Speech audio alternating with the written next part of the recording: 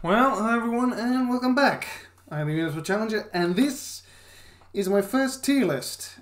And, well, I'm doing Neurodivergent characters, for a change. And this is something I feel quite passionate about.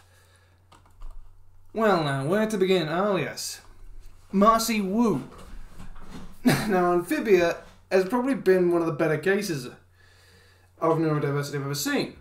And Marcy Wu, based on what I've seen in the show, and I think everything else, is very realistic in regards to the portrayal of neurodiversity. Possibly maybe autism or something similar to that. As one, she does get an episode in which she's analysing a puzzle, which, oddly enough, the king is created for her, so this definitely proves the fact that he values her mental expertise and lets her exercise it. I think also the fact of her laser-like intensity when practicing. I mean, she even takes a dodgeball to the head and that doesn't break her concentration. I think that was probably laughed up as a joke, so it's not entirely there, but as a character, she's a good one, and in terms of representation, she's not bad. I mean, I want to put her in S tier, but I'll go with A. Just because I think the jokes don't really quite qualify for that. Now then, Star. Star for the Forces of Evil. I mean, initially she's hyperactive, and she does overreact quite a fair bit. She does possibly, I think, may have ADHD, possibly even autism. But here's the interesting thing, she actually does learn to control it, which is possible, but usually with drugs. But at the same time, if it's more akin to autism, that makes a lot more sense, especially with, say, something like Asperger's. Because in terms of that, I mean, it's definitely good enough. And I think in terms of overall everything else, she does sort of fit the mold, but at the same time, she sort of doesn't at the same time. It's almost like the fact that she becomes less neurodivergent as the show goes on. Being more quick to act, rather than quick to do something completely random, like blasting a poor monster up the backside. But I think in general, overall, she's not entirely bad. I mean, she even does a few nervous habits, like chewing her wand, which probably isn't recommended. But outside of that, she's a fair character. I mean, there's a lot of development there, and she does learn almost to control a lot of her problems as time goes by. I think also it's probably not as bad as we initially think. Just think quite possibly it's more the fact of just manic energy, especially on Earth. So she might be bipolar, but besides the point, she's fair enough. And I think also as well, I think it's also just controlling the energy, and she does it fair enough. I mean, I'm going to say B tier just because she almost is there, but not quite. Now then, Ruby Rose. Now, I admit, I wanted to put more characters on this list, including a couple from Ruby, and I think quite possibly the entire cast could qualify as neurodivergent in more than one way. But I think Ruby, she does fit the mold to a certain extent. I mean, she is obsessed with weapons, and she did build Crescent Rose, which is the combined sniper rifle and scythe that can collapse and fall into a pouch on her back. But I think also she has a fascination with weapons, but that's besides the point. But I think in terms of all, I would say quite possibly she does fit the mold to an extent, but not in the way I would like. It's sort of just beneath the surface. It only seems to be brought up once or twice. And I think this is mainly just the fact that Ruby seems to be more the kind of character who does things right, but she's not entirely 100%. And at the same time, she doesn't do it all that well. I mean, Rooster Teeth, as a whole, they do have a fair bit of characters, and they do develop them well. And I think if possible, had the original guy behind Ruby hadn't tragically died, he might have been able to do a bit more, and maybe perhaps there could have been something along those lines. Maybe Ruby could have been written to build on her fascination with weapons, like how it was a particular problem, especially for someone, and possibly even to an extent Yang. But besides the point, she is fair enough. And just with the fact, I think the fact that Yang gets her to a certain extent, that is probably something too as well. I mean, she's good enough, but not quite there. I mean, I'm putting her in B tier, below Star. Now, Luz from Owl House. Once again, She has been on lists of neurodivergent characters, and there definitely does seem to be something of neurodivergence about her. She is incredibly intelligent. I mean, learning magic, being a non-magic user in a magical world, and learning to actually be able to execute magic by just simply reading the landmarks, that requires a fair degree of intelligence, but also there's her incredible ability. And in the first episode, she does seem to have a wild imagination. You know, she's 14, I think, when the show starts, and where most of the people of her age are growing up, becoming interested in other stuff, she's still obsessed with, like, a childhood book. And she does make a full crane, which she keeps in a lot of her stuff as well. And I mean, she does display certain tendencies of neurodiversity. She has vivid imagination, an obsession with, like, a childhood object, possibly to a little bit too much, and at the same time, she almost refuses to fit in, but I almost get the funny feeling she's just meant to be bog standard average. Maybe she might be an attempt at a neurodivergent character, but it's never specifically mentioned. Also at the same time as well, she's more neurotypical throughout a lot of the episodes. Some of the stuff she goes through is quite a fair bit, but I think towards the end she becomes more neurotypical. I mean, I want to say the fact she is neurodivergent, but I don't know. I mean, I'd have to ask the fans if they think she is. But suffice it to say, if it is fair, it's fair, but I mean, it's really hard to say, and it doesn't necessarily really work all that well. I mean, top end of C, maybe bottom end of B tier. Now, Arthur, I never would have guessed the fact that they had a character in there, but I forget his name. But suffice to say the fact, it's PBS, and PBS has been known for one thing, and that's often it's matter-of-fact storytelling. And he sums up, and oddly enough, in his own words, he sums up autism perfectly. He describes it as pretty much being on an alien planet, in which Earth is the alien planet, and you're pretty much the alien on Earth, or you're on an alien planet and you're the only human on an alien world.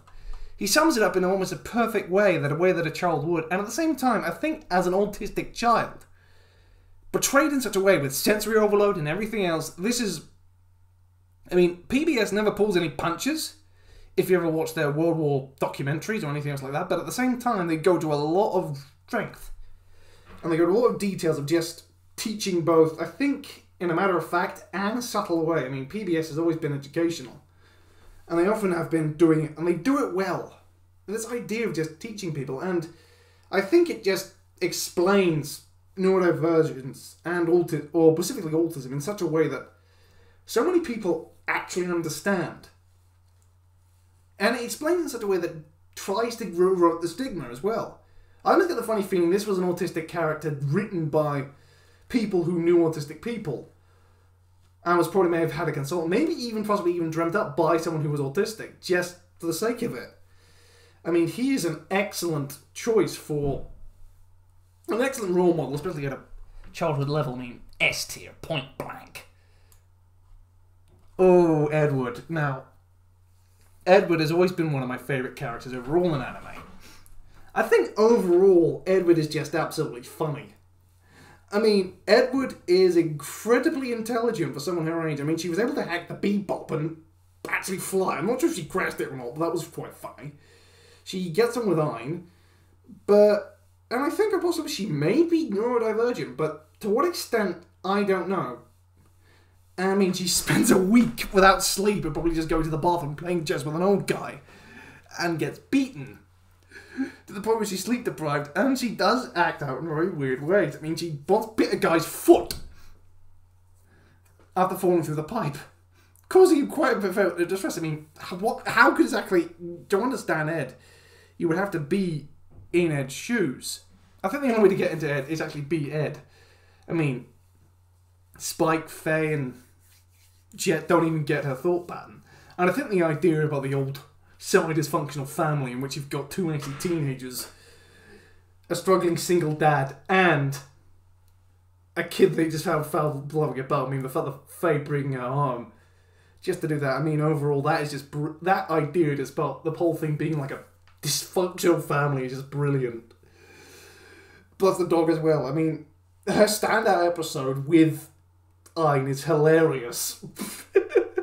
If anything, just because it just proves the fact that, I mean, the fact she doesn't even walk in shoes just proves the fact, I mean, that's how set she is in a way. But at the same time, it's mainly done for gaffes and laughs.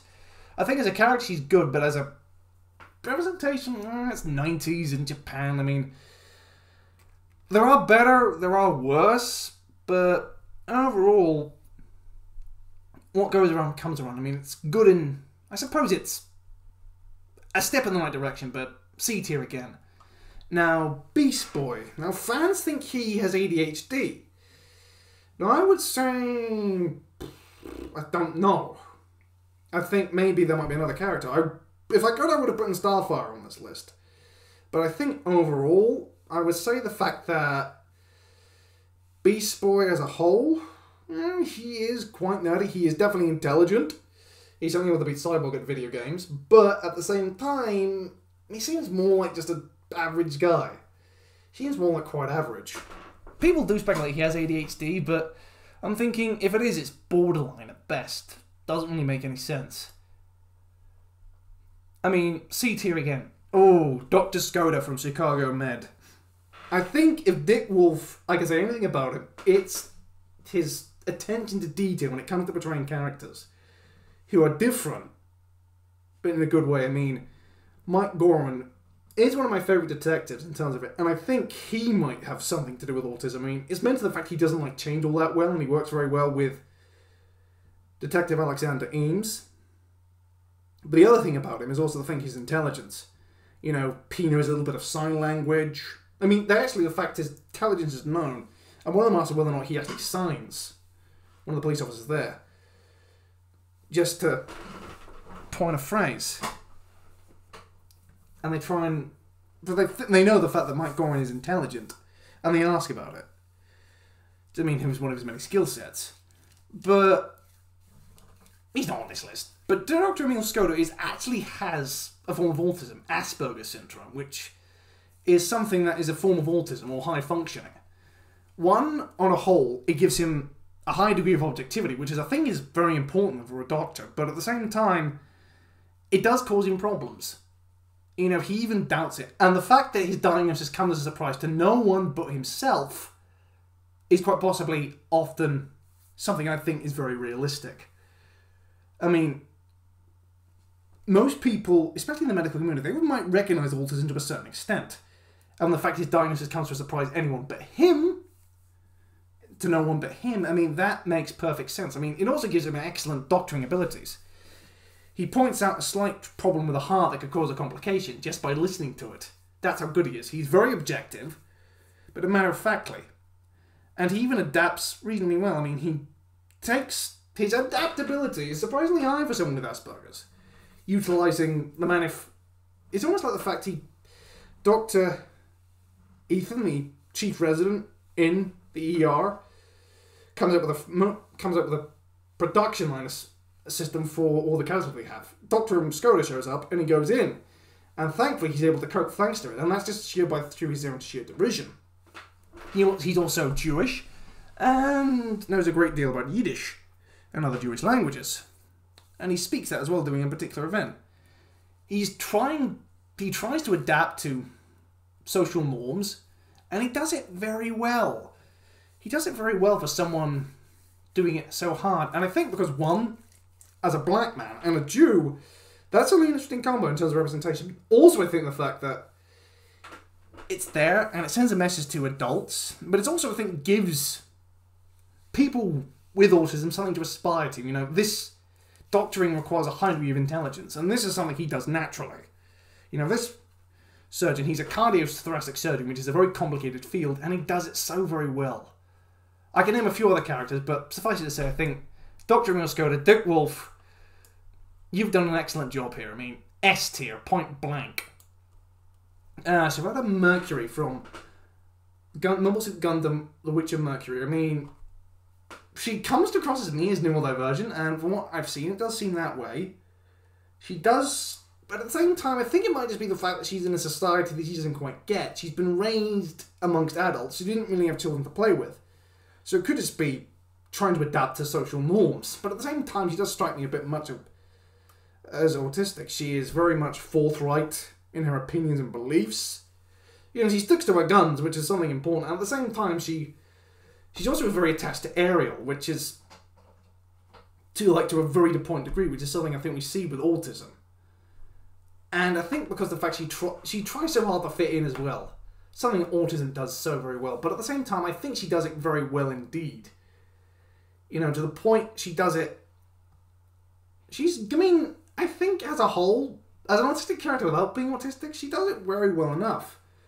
And it's not done in a funny way. This is just her trying to adapt to situations and being put into situations that she can't quite process. Let alone in complex etiquette. So that in itself is something I really like. I like her as a character, and I think overall as a female representation of autism, which, to be frankly, is quite difficult to understand, I'd almost say for a fact she might be autistic, and I think possibly she might fit the diagnostic criteria, which I don't have with me at the moment. But which form, I couldn't really say. But overall, I think it's a fair match for autism as a whole. She does it well enough, and I think in general, I mean, she's a mid-range character. I mean, I'm putting her in B tier in front of Ruby, just because Ruby is the better character, but I think in terms of representation, Mercury's the better one. Now, Sprig is certainly an interesting one. I could probably see the fact there's been a lot more good neurodivergent characters, not just for autism, but with stuff like ADHD. And I think with Sprig's ADHD, it makes a lot of sense. You know, he's adaptable, he's hyperactive. He does suffer from depression quite a fair bit. He's also highly intelligent. I mean, he gets into college.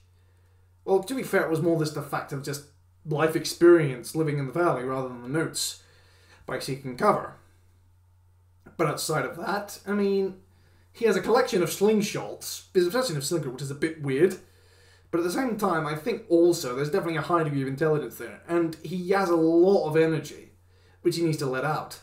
And of course, running on the valley, being chased by monsters, is certainly going to get a lot of that excess energy out. But at the same time, I really think that Sprig as a whole, as ADHD goes, it's fair enough, but I'm thinking almost this is more just like a rambunctious...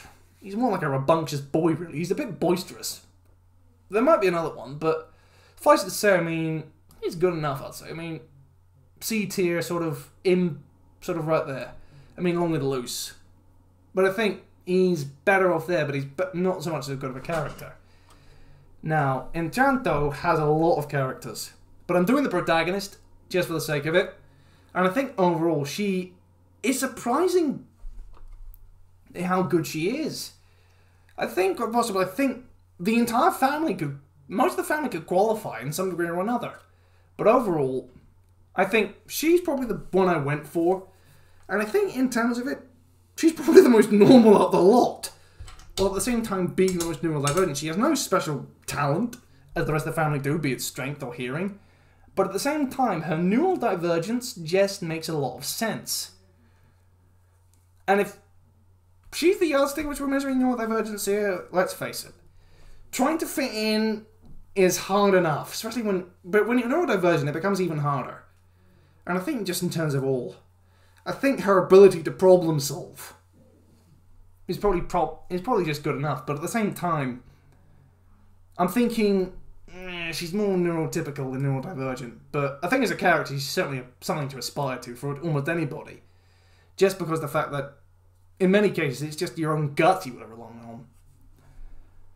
Now, Shinji Ikari. I'm just going on it by what I just see in the show.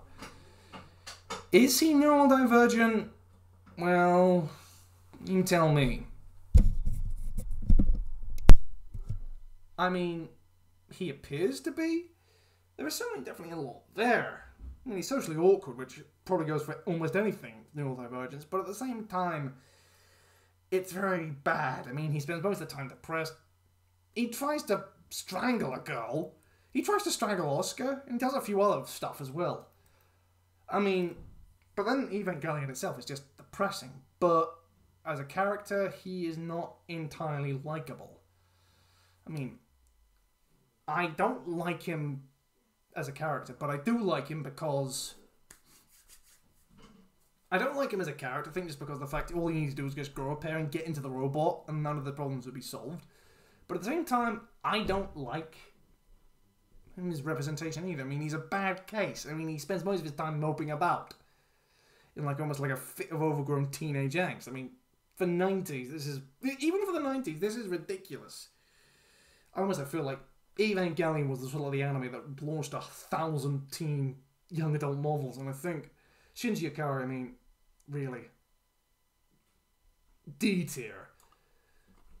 Flat on. Now then. Philip J. Fry. Now, everything about him... I've watched Futurama and everything about him does seem to suggest... I mean, the image I have of him is him holding a megaphone backwards. But the way they go about it, I mean, the fact he lacks a brainwave when... The voice actor who plays him says the fact has ADHD and a form of autism. And the fans speculate that's what he has as well. But, I mean, this is Fox. It's a Fox animated show. I mean, you've got The Simpsons, which has been known for its running the gambit. You've got Family Guy as well. This is the kind of show that runs the gambit. And I'm thinking, you know what Divergence goes? There are worse characters, I'll admit. But it's not far off. I mean... And the fact they say, oh, it's because he lacks a brainwave. Oh, God, that just feels forced in. It feels like a Fox joke. I mean, he's good enough as a character, but in terms of neurodiversity and the representation of it, it's... I mean, it's a bad move. I mean, you could have done a lot better by saying the fact he was autistic. And by saying that, I mean, that's what they could have done. I mean, I want to put him in D tier, but I know for a fact that my next one is going to be worst of all. So, back end of scene. Maybe, no, I'll keep Beast Boy where he is. He's, Raven's probably the better match. Oh, Sheldon. Sheldon. I mean, how bad can neurodiversity get? The whole cast is almost a mockery of neurodiversity. And it's all done for gaffes and laughs. I mean, I think the whole cast could be on this list. And maybe if I do it again, I'll put him on it. But young Sheldon, I think, does it better. But as an adult, he's an arrogant little prick. There's no ifs and buts about it. He's intelligent to the point of being a know-it-all and insufferable. And at the same time, he does fit neurodiversity. I'll admit to that in a certain kind of way, but so do the whole cast. But I think there are better ways of doing it. And one such way is, I think, is just probably toning down the jokes. I mean, almost every gaffe they do is at the expense of something or another, and it feels bad. I mean, yeah, D tier, I mean, he's below Shinji. Just because I think Shinji does it better. I mean, Shinji at least has some complexity. I mean, Sheldon's in a sitcom. This is an American comedy of the 2000s where they're still getting a little bit edgy. Now, Raven. I mean, is Raven neurodivergent? Well, she's probably the most intelligent of the Titans after Cyborg. She has a lot of dark paraphernalia, but I think it's more the fact she's a goth. But in terms of neurodiversity, I mean, she has emotional problems. She spends a lot of time keeping her emotions under control. This is something I personally can relate to. I think it's also the fact that because of everything she went through, she fits neurodiversity quite perfectly well. I mean, her habitual keeping to routine. I mean, superhero life is going to be tough for anyone. The fact that she meditates day in, day out, tells for a fact this requires a level of self-control and discipline that probably difficult to find in neurotypical. And the fact that she is able to keep with it just proves exactly how intelligent she is. But I think also, she's not a bad representation. I mean, she probably might have been an inspiration for a whole host of autistic people. You can live a normal life. And also think the fact that her friends get that. You know, she is brave, she's courageous. Robin helps her out, as did everyone else. She's a bit sardonic and a bit over like the neurotypicality of her teammates at times. But outside of that, I think also the fact that she's easily taken advantage of as well. Like in one episode, when she meets Melchior and Rorik, the ancient wizard who sealed the dragon in his book. I mean, to be taken advantage in that way, I mean, that is something else as well. I mean, I think the fact she reached out for someone who actually understood her as well. Which probably means for a fact of being a wizard in that sort of regard does mean the fact of you have to be a level of neurodivergent just to understand it. But also, what I like most of all is her tenacity. She certainly knows for a fact she has friends who care about her. And okay, granted they probably don't get all of her stuff she has to go through, but I think in terms of it, I mean, Beast Boy is not bad, but I think overall, Raven does it best. I mean, I'm putting her in B tier, sort of in between Ruby and Enchanto, in the Enchanto cast. I mean, she fits well enough, and it works. I mean, it works well enough. Now, Blake Belladonna, I think, is another case for Ruby sort of aging on neurodiversity. I mean, she spends most of her time in books, and she prefers to spend most of her time alone. That is not necessarily a trait of autism itself, but more of a trait of I think just how she's grown up. But at the same time, I think also learning to be a hunter and get into the top hunter academy requires a high degree of intelligence. And the fact she reads, I mean, a lot of autistic people do have a special interest. In her case, her special interest is books. I mean, it's probably a fairly bland one, but I think in terms of overall, it's not bad. It's not bad. It's not bad. But I often wonder why Blake Belladonna is here. I wonder why. I mean, we've got Ruby in, but then again, she does it well enough. She's not a bad neurodivergent character, but she's not 100%. I mean, she's probably beneath Ruby in terms of that, in terms of representation. And the character she's good enough. I mean, she does come out of her shell a bit. But she tends to keep to a close circle of friends. Which I think is safe to say the fact that autism does quite true. You don't usually tend to do well with strangers. And this won't be a backstory, but I think, well, I'm putting her at the back end of B tier just because she does it well. Maybe I'll think I might move Raven up. No, I won't do that. But I might... Oh, Peridot. Peridot. Neurodivergent or not? Okay, I'll give the writer of the Crystal Gems credit. When credit's due. You do a fair enough job. And there was an article saying the fact that they all see the gems as neurodivergent, but I don't know. I mean, maybe the writers are neurodivergent themselves to an extent. Or maybe there might be neurodivergent people on it. I mean, the way they write the show does seem it was a little bit weird. But then again, there are other possible reasons as well. I put Peridot on here, I think because Peridot probably seems to be the most obvious fix. I mean, Peridot is highly intelligent and highly capable. She does come across as intelligent. She does spend most of her time fixing like the technology of the crystal gems, but at the same time, she's arrogant, maybe even a little bit condescending, which doesn't really fit well. But I think in terms of overall, she's not bad, but then she's not 100% either. Oh dear. I mean, I want to do it now. I want to say it, but then I don't want to say it. I want to say for a fact, if there's ever a character most likely to be neurodivergent, after say, Stephen, it's Peridot. I mean, she probably comes in, but at the same time, it's almost like the fact this is developing representation. You know, you've got Star, which is probably as good as we're going to get, to Marcy, who is probably as good as we'll get in terms of making it real enough. And then you've got, I mean, Skolder, who was like ahead of his time.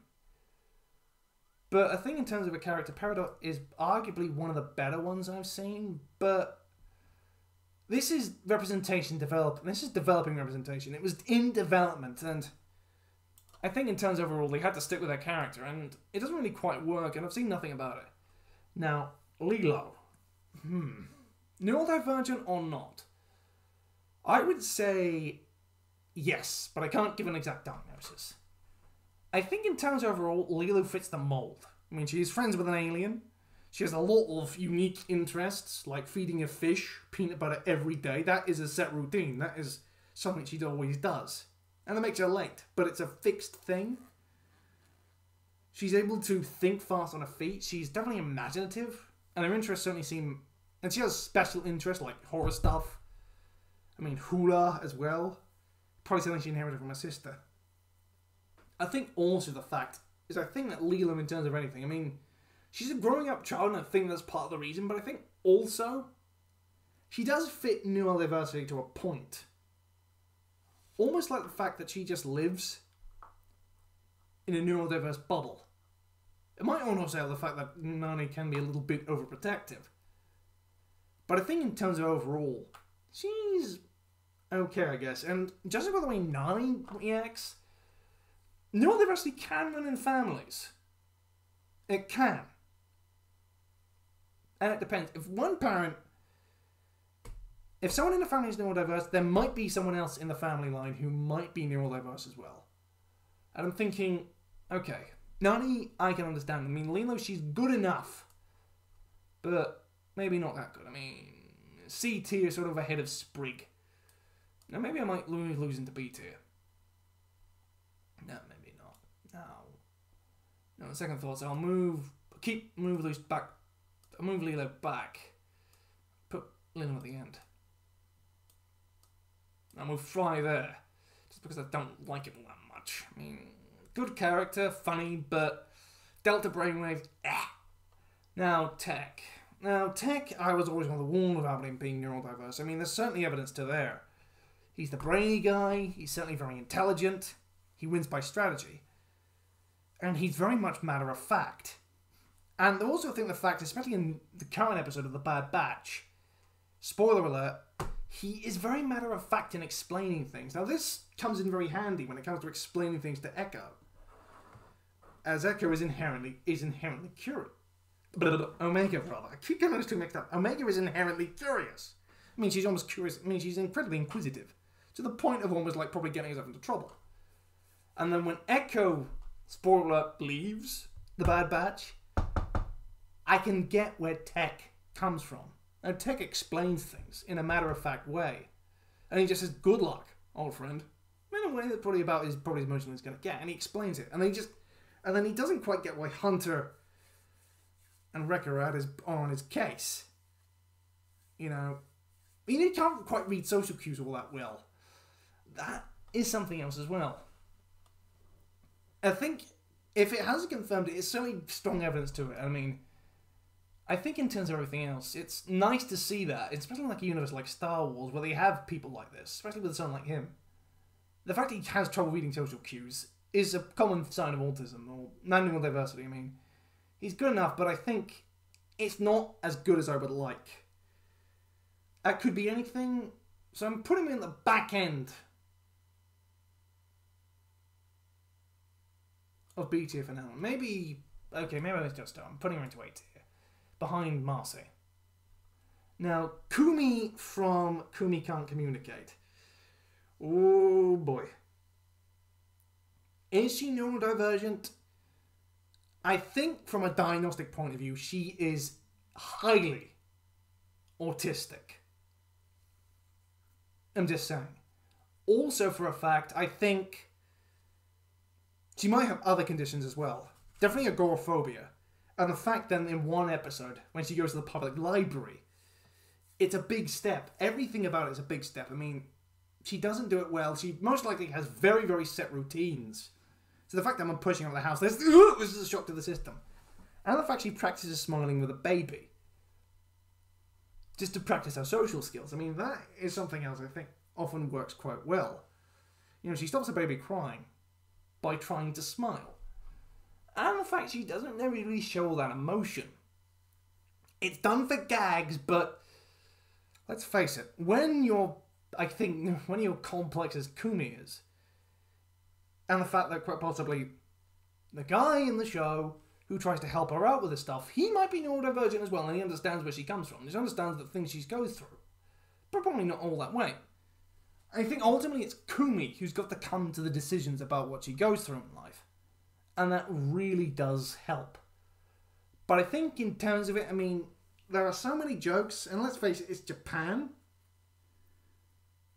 And it's more than likely the fact that, well, the fans say the fact she's neurodivergent. I think in Japan she just has trouble with social stuff, and this could just be a problem in Japan itself, among its people. But I think in terms of overall, there are other characters I could put on here, but if I can say she is probably as good as we'll get. But I'm not sure. I mean, she does it well enough, but she doesn't quite do it. I mean, it's good, and I want to put her in C tier. I want to put her higher, but jokes, some of them are funny, but there's just so many of them, and it kind of wears off after a while. I mean, C tier. I haven't watched all of Komi, Can't Communicate, but I think in terms of a role, it's realistic, and when I think when they were writing the character, someone did a lot of research on it. Or maybe it might just be someone parodying their own life. That might explain it, and that is kind of funny as well, the fact they're explaining it through a proxy. So she's relatable to a certain extent to think almost anyone with social anxiety or similar problems. And that's good enough, but room for improvement. Maybe B, tech, front end tech. Front. I think just because maybe, yeah, put her there.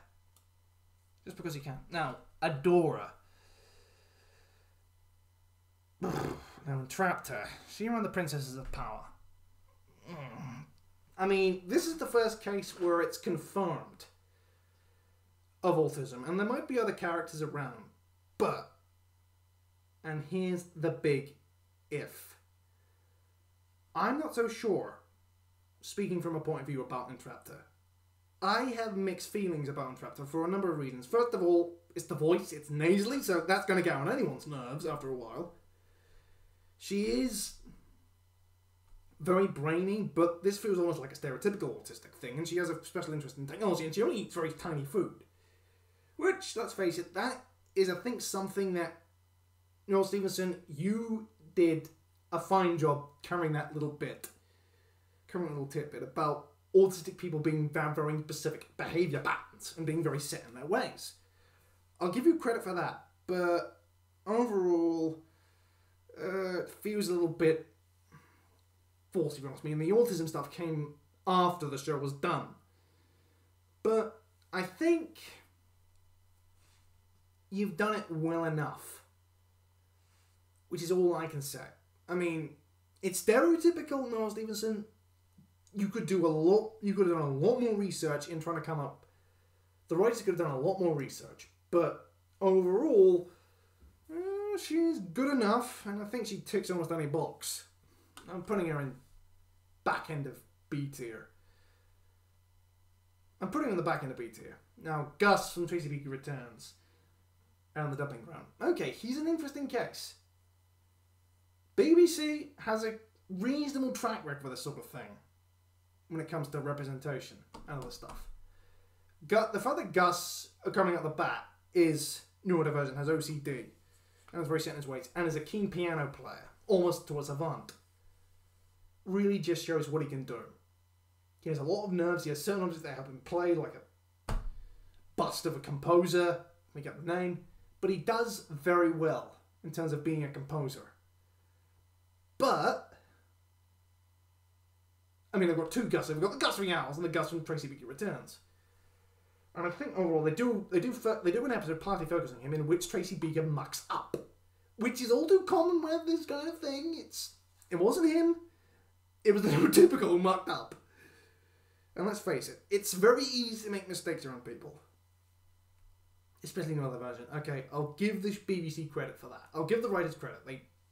They did what they could at the time, sort of early 2010s. And it's a fair job. It's a fair job. He doesn't appear much in the show, but when you've got a whole host of different children in the cast and young actors, okay. The actor's certainly done it. The actor himself might even do it, so that probably helped the role. And I think it just shows his talent as an actor. You've done it right. And you've done it well. It's a well bang-up job. It's a bang-up job. Especially for the time. I mean, he's not S tier. I mean, give him a little bit more credit, but... Oh, he's borderline A tier. Borderline. Amuro Ray. Amuro Ray. Now, fans say he is. Let me think. He has an interest in technology. He's able to pilot the Gundam. And somehow he has new turbo abilities. Which means... So, okay, so being autistic somehow allows you to read people's minds. That is something interesting. But I think in terms overall, it's 17's... It's Yukishiro Tamano, who is kind of a bit like Leiji Matsumoto. As representation goes, you wouldn't notice it. But as a character, he's very good. And he develops and grows over time. But he reacts more like a neurotypical way to problems. And he becomes cynical and other stuff as well, but that's almost a normal reaction. But he's very forthright, which is something I think is a trait of which can be a trait of autism. And he's very good at reading, if not the situation, if not the social setting, the situation as well. And he doesn't clean up after himself. There was a very funny scene in the Origin manga which Falbo loses her mind at the state of his house. And that is kind of something I really do like. I like him because he's there. And quite possible, we autistic people do have a tendency to it. And autism does tendency you do leave mislying about. But overall, I think in terms of everything else, it's fair enough. But it's before autism was sort of like a public thing. It's before a lot of things were public. I mean, it was a time where you'd be lucky to spot one black character in a show. The scene of black characters was pretty much on the card of almost every show. And that was that. Now, I think there are other characters here. I mean, down to 6, and there's a lot more to go, and I think there are better cases. But besides the point, oh boy, this video's gone for almost 40 minutes. Oh boy, I need to stop waffling a bit. Now, Reggie from 12 Forever comes as is a bit of a complex one. She's LGBTQ+, which I think is probably a definite. But I think also, she strikes me, 12 Forever does something else a bit well. It's something that I tend to notice, and that's the fact that Reggie, and possibly a number of other characters on the show, are neurodiverse to a certain extent. And I think Reggie's probably the biggest one. She doesn't want to grow up. Well, that's something else. Most people around about her is they can't wait. Well, to be fair, I mean, puberty is bleh. Doesn't mean it must have cracked up to be. Ugh. Pimples. Anyway, I think Reggie out of all of them is probably good enough. And I think I'll give the creator of 12 Forever credit. You've got LGBTQ plus representation, but also it's never mentioned, but you have done an excellent job with neurodiversity. And the reason why I say the fact you've done an excellent job there is, I mean, Reggie, I think, out of all the characters, you've got several characters who probably, while the imagination and everything else, is it a trait? It can be. But I think it was the fact that Reggie doesn't want to grow up. She's very scared about entering puberty. Which means possibly he's only just starting out. I'll show him growing up, and the fact that I think also the fact that Reggie doesn't want to be a teenager and doesn't quite go through the usual stuff in the usual way, which is quite common about a lot of these shows, is it's brilliant. And it's brilliant because the fact Reggie's done so well. I mean, I want to put her in S tier, but I'm thinking maybe not. And it's never simply mentioned, but I think if I had to do shows, which I might do shows as a tier list, Reggie is certainly an excellent case. And I only put her there on impulse. Ooh. Gravity Falls. Gravity Falls. Complex case, that one. Very complex. Maybell. I don't know why I didn't put Dipper on this list, but Maybell, I think, yeah, she's the more neurodiverse of the pair of them. I think just because I think she's the one who is more all over the place. She is big smile, big everything, which is fair enough. But also I think, oh boy, I've been at this now for 45 minutes. Whew. Well, video length aside. Mabel. I don't know. She's neurodiverse.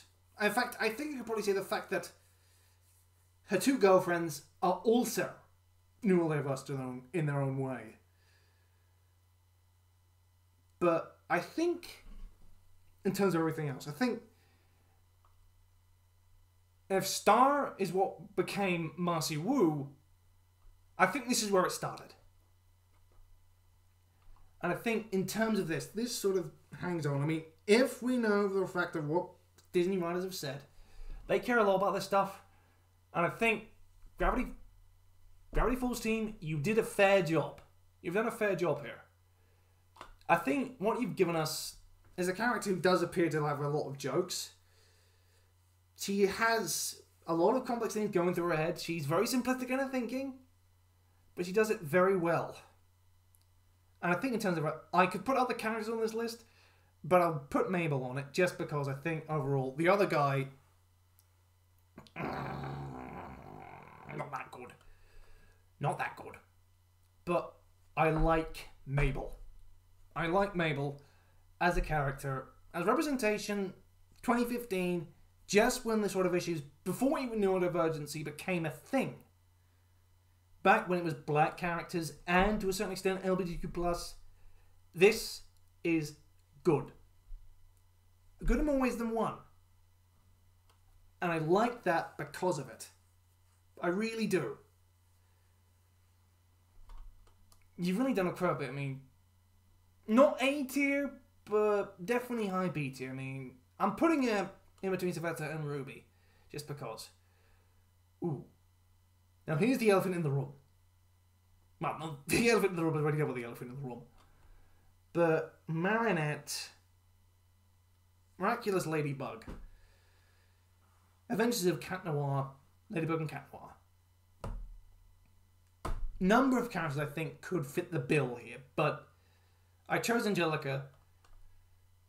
Angelica, I think just because I think in overall, she's a fair job. I could put other characters in here, like Marilyn, but Angelica is the one I'll go for just because she is.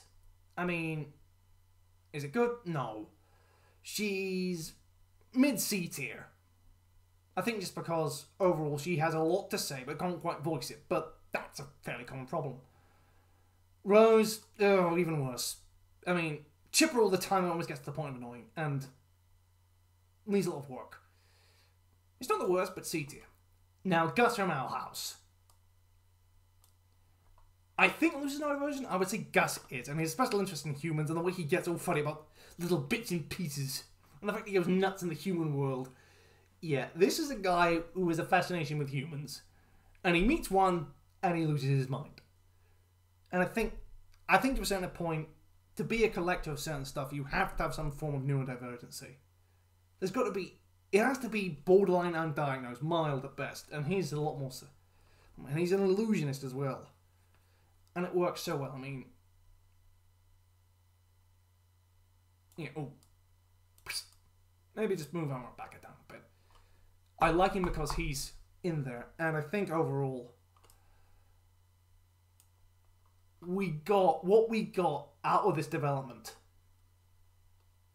It seems brilliant. Now, last and not least, Pearl.